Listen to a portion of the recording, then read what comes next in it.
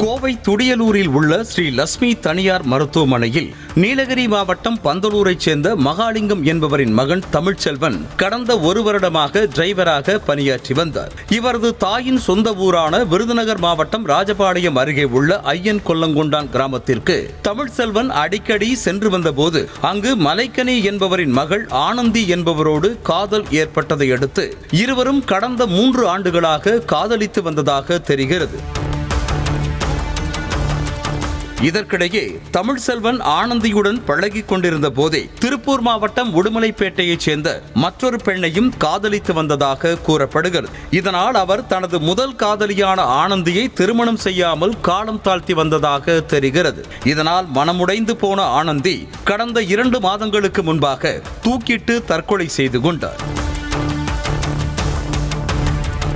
தனது மகள் ஆனந்தியின் தற்கொலைக்கு காதலன் தமிழ்ச்செல்வன் தான் காரணம் என அவரது தந்தை மலைக்கனி மற்றும் சகோதரர் ராஜாராம் ஆகியோர் ஆத்திரத்தில் இருந்து வந்ததாகவும் அவரை கொலை செய்ய திட்டம் தீட்டியதாகவும் தெரிகிறது.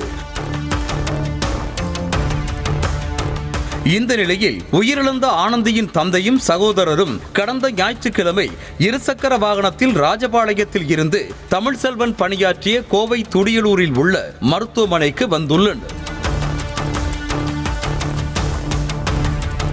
அப்போது செல்போன் மூலமாக மருத்துவமனை உள்ளே இருந்த தமிழ்ச்செல்வனை தொடர்பு கொண்ட அவர்கள் அவரை மருத்துவமனையில் இருந்து வெளியே வரவழைத்து அருகில் உள்ள காலி இடத்தில் வைத்து கத்தியால் கழுத்தை அறுத்தும் சரமாரியாக குத்தி கொலை செய்துவிட்டும் இருசக்கர வாகனத்தில் தப்பி ஓடினர்.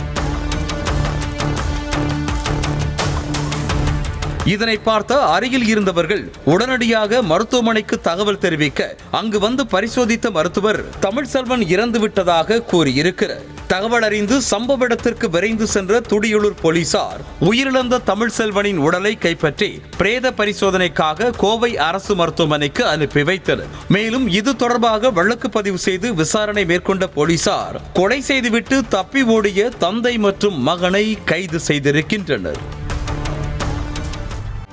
செய்திகளை உடனுக்குடனும் துல்லியமாகவும் தெரிந்து கொள்ள சப்ஸ்கிரைப் பண்ணுங்க.